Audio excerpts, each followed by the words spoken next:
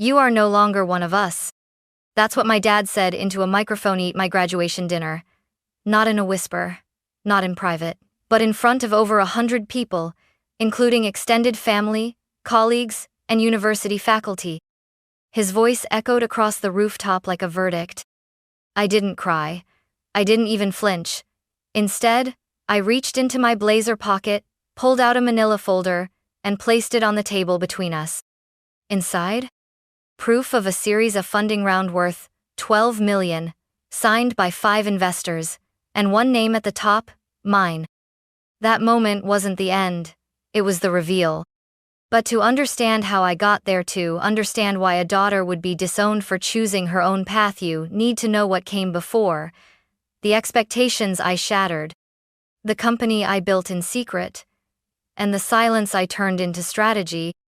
From the moment I could walk, I was expected to follow in the Callahan legacy: Yale undergrad, Yale law, summer internships at the family firm, and eventually, a corner office with my last name on the door. But I never wanted a gavel in my hand. I wanted a keyboard. While other kids were reading courtroom dramas, I was reverse engineering my dad's old BlackBerry to figure out how encrypted messaging worked. My room wasn't filled with trophies or law books, it was filled with tangled wires, glowing monitors, and notebooks full of algorithms. And my dad hated it. To him, law was power, structure, respectability. Coding? It was a glorified hobby for basement dwellers. He said that once, loudly, at Thanksgiving. My mom, always the diplomat, tried to soften the blow. She's just curious, she told him. No, he replied. She's confused. They didn't see my hours of work. They didn't know I'd started learning Python at 13, that I built my first app before I turned 15, or that by the time I entered Columbia, I'd already freelanced for 3 cybersecurity startups under a fake name. To them, I was the creative one, the difficult one, the rebellious daughter who refused to follow the script. I remember one dinner when I told them I'd chosen computer science and ethics as my double major. My dad nearly choked on his wine. Ethics? What, are you planning to become a tech monk? Laughter from my uncle.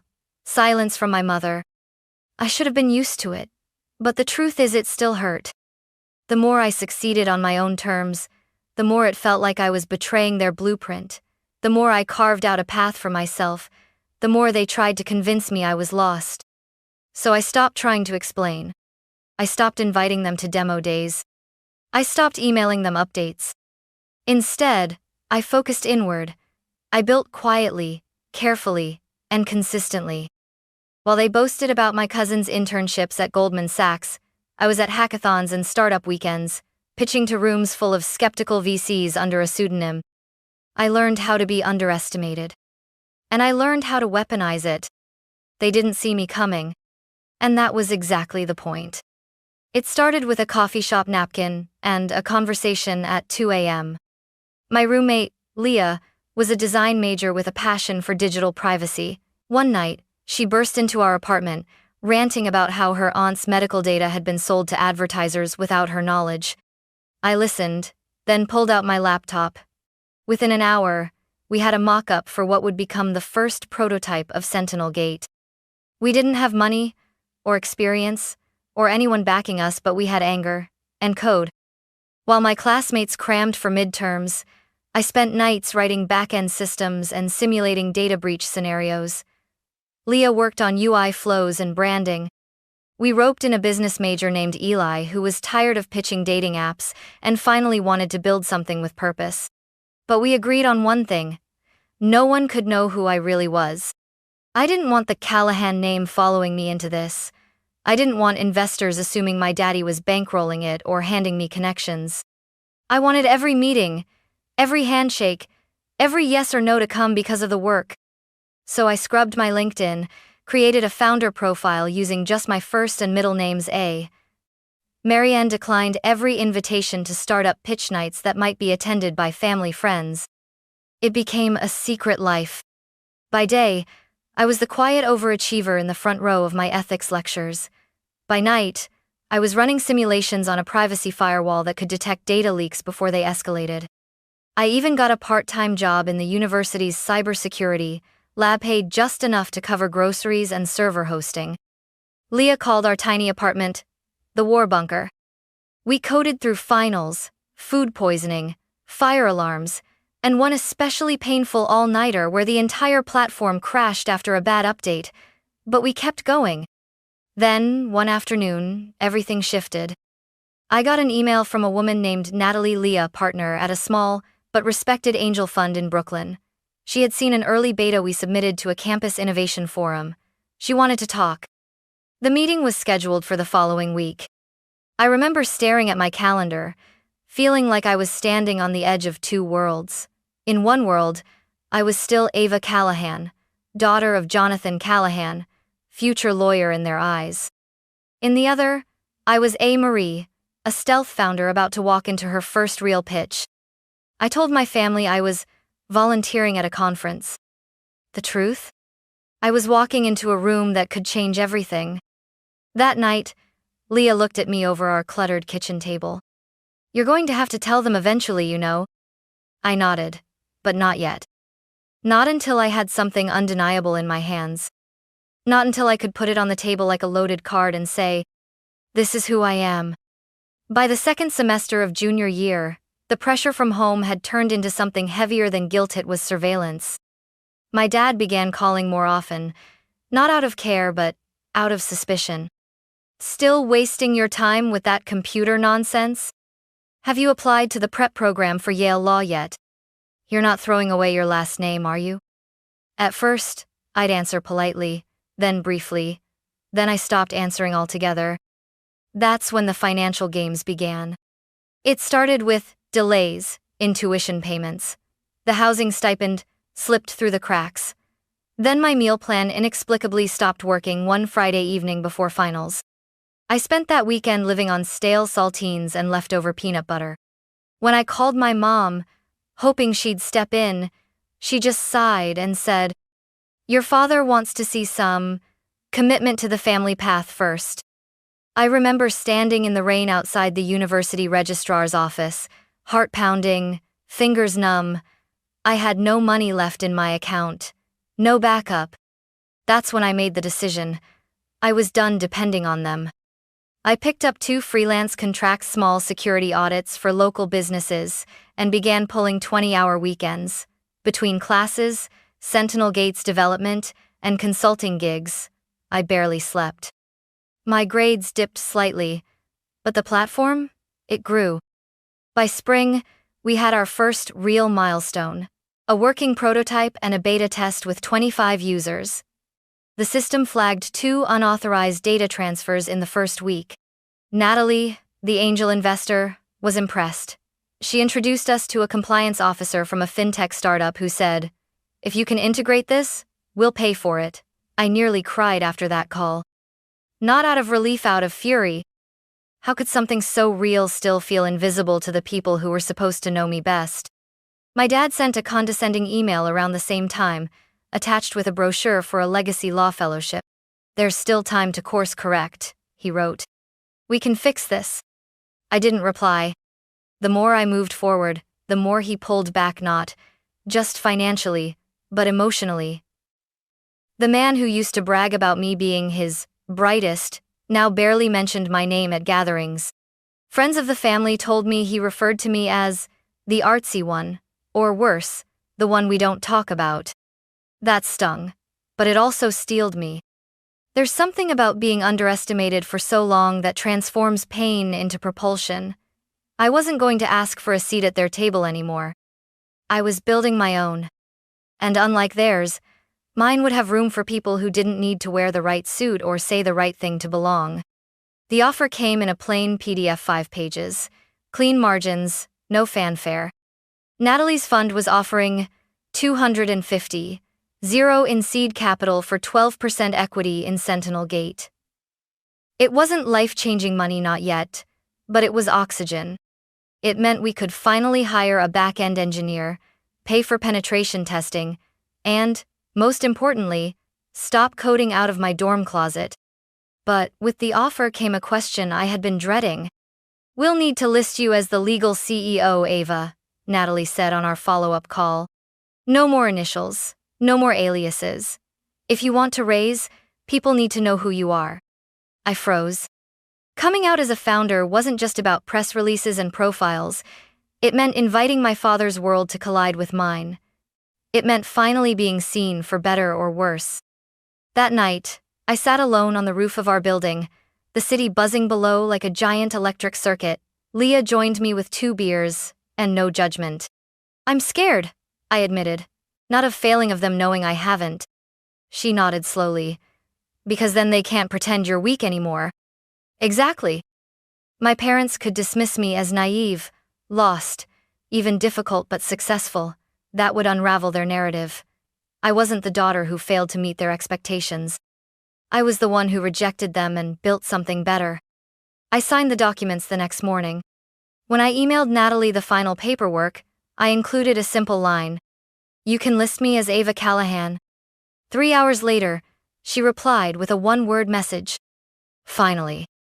With the funds secured, we moved into a shared co-working space in Brooklyn, just 3 desks crammed between a digital therapist startup and a guy trying to disrupt cat litter. It was perfect. The momentum was real now. Sentinel Gate was live in closed beta with 100 users and early interest from 2 mid-sized insurance platforms. And still, my parents had no idea. They thought I was working retail part-time and dabbling in tech until I came to my senses. They kept sending me links to LSAT prep courses and firm internships. My dad even tried to schedule me for an informational coffee with a junior partner at Callahan Associates. I didn't reply. Instead, I forwarded that email to Leah with the subject line, I guess this is my formal resignation from the family empire. We laughed about it, but inside, I felt the pressure building. Something was coming, something inevitable. I could feel my father tightening his grip knot on me, but on the version of me he still wanted to believe in. And the harder he clung to that illusion, the more devastating it would be when it shattered. Graduation was approaching. I knew there would be a dinner, a speech, a reckoning, and I would be ready. The venue was extravagant, even by Callahan standards. A rooftop ballroom overlooking Manhattan, glowing with gold light and white roses. My name, Ava Callahan, was etched in cursive on a massive cake shaped like a law textbook.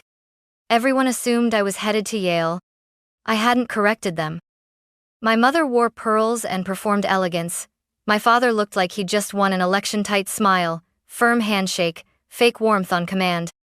All eyes were on the Callahan family, the heirs to a dynasty of legal legacy, and I was the lie holding it together.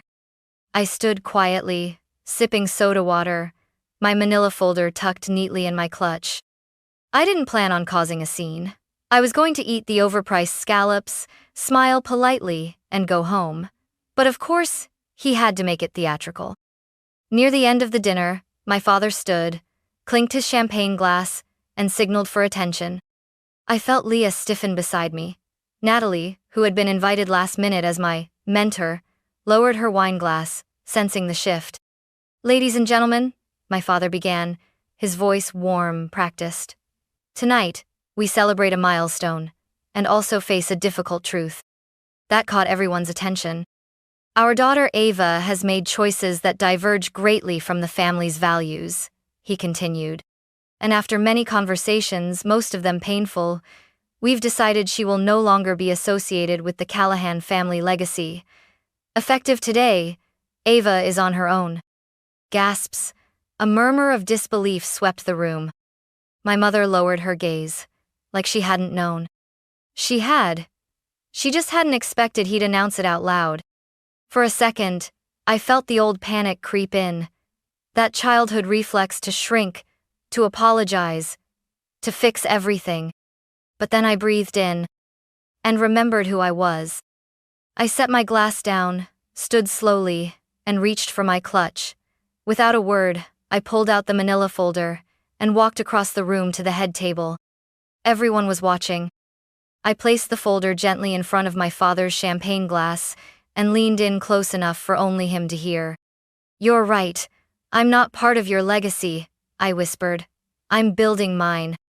Then I turned around, walked back to my seat, picked up my bag and left.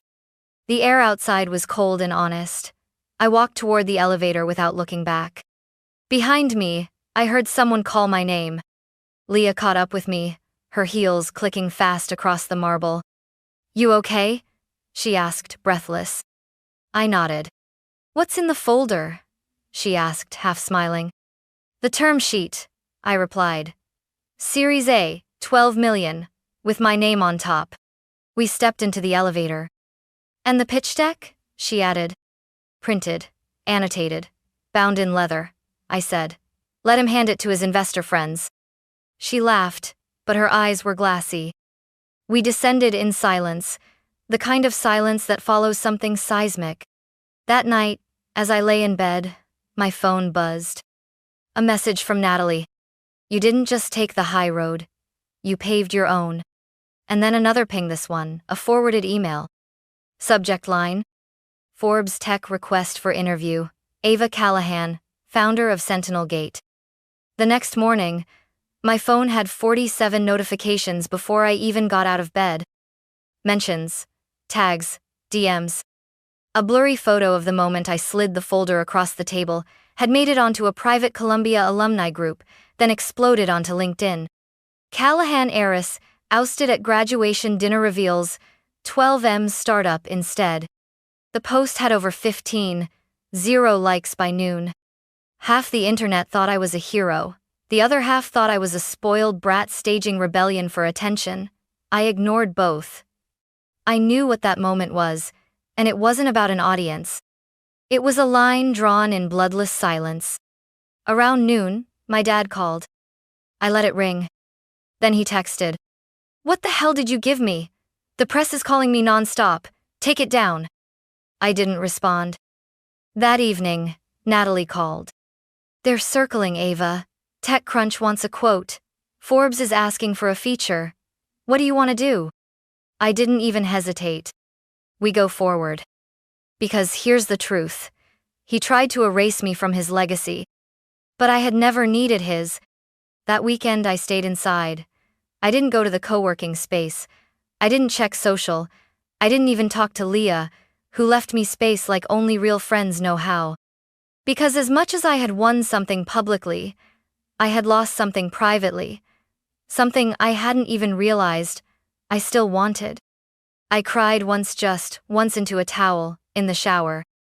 Not for him, for the little girl who still sometimes hoped he'd be proud.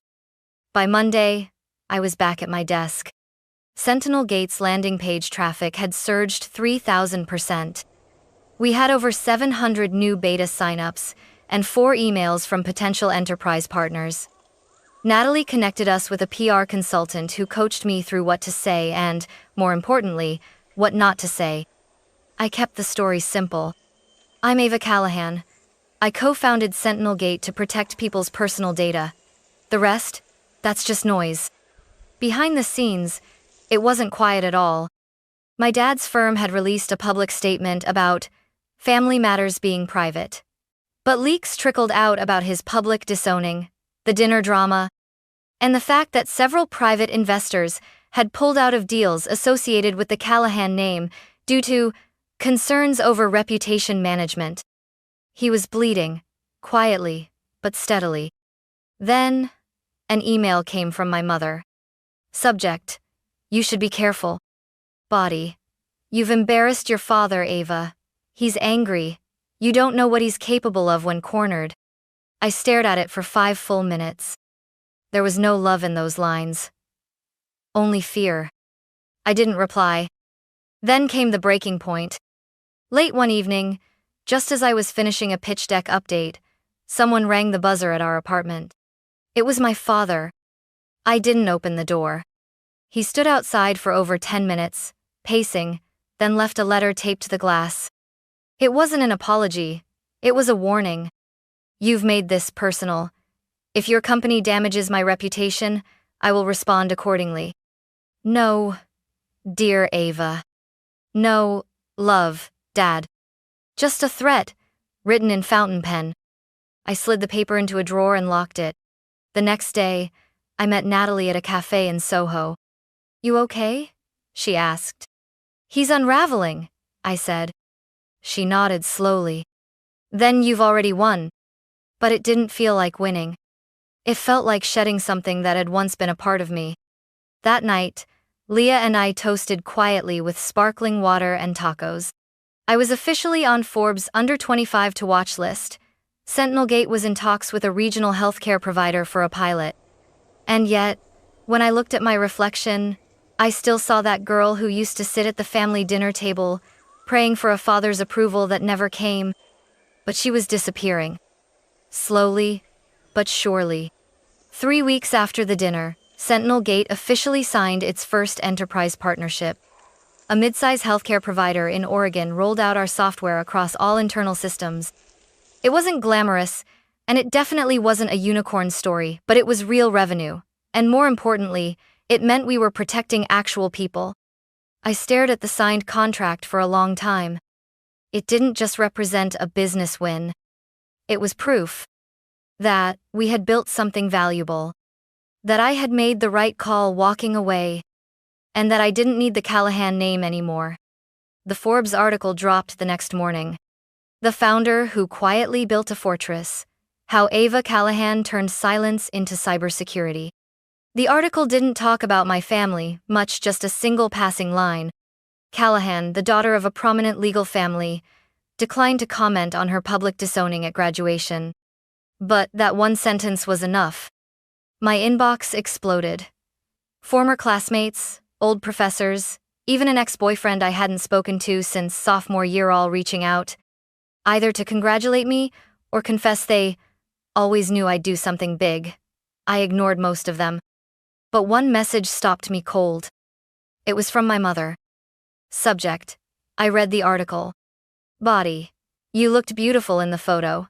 I'm not writing to defend your father. I just want you to know I watched the dinner unfold, and I didn't stop him. That's my shame to carry. If you ever want to talk, I'll be here. No excuses, no denial, just truth, quiet, and late. I didn't know how to respond. I still don't. But I bookmarked the email. Maybe one day. And then, just when I thought I had compartmentalized it all, I received a letter. A real one. Mailed. Handwritten. From my grandfather. He and I had never been particularly close. He was old school, stern, always more involved with my dad's career than my childhood. But somehow, the news had reached him. Ava. I've spent most of my life believing the family name was the only thing worth preserving. But perhaps you've shown us something more important. The power of walking away from what corrupts you. I am proud of you. Even if your father never says it, I am. Granddad. I read the letter twice. Then a third time. And for the first time since the night of the dinner, I let myself feel it. Not grief. Not guilt. Relief. Because somewhere in the shadows of the Callahan name, someone had finally seen me. The next day, Leah and I met with the development team to talk growth. The pilot was working, feedback was positive, and Natalie had scheduled us for a pitch to a major venture firm in San Francisco. It felt surreal. Not because I doubted we'd get here, but because the world was finally catching up to where I'd been all along. I wasn't the prodigal daughter. I was the architect of my own future. 6 months later, I stood on stage under a spotlight, staring into a crowd of 500 investors, founders, and tech journalists. Behind me, the Sentinel Gate logo glowed on a massive screen. We had just closed our $6.5 million Series A with a leading cybersecurity venture fund.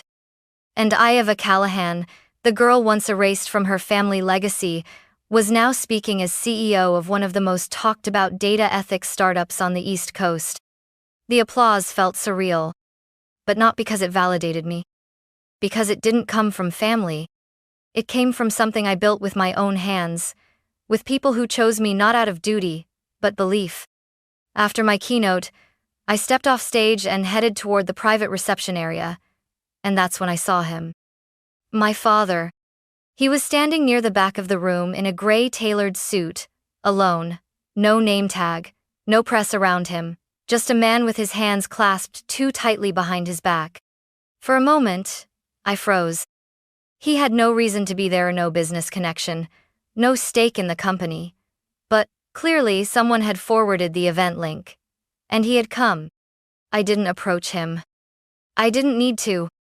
Because as I turned away, I caught his eyes, and for the first time in my life, they didn't hold judgment. They held recognition. I don't know if it was respect, or regret, or both. But I didn't wait to find out. I walked past him and straight toward my team.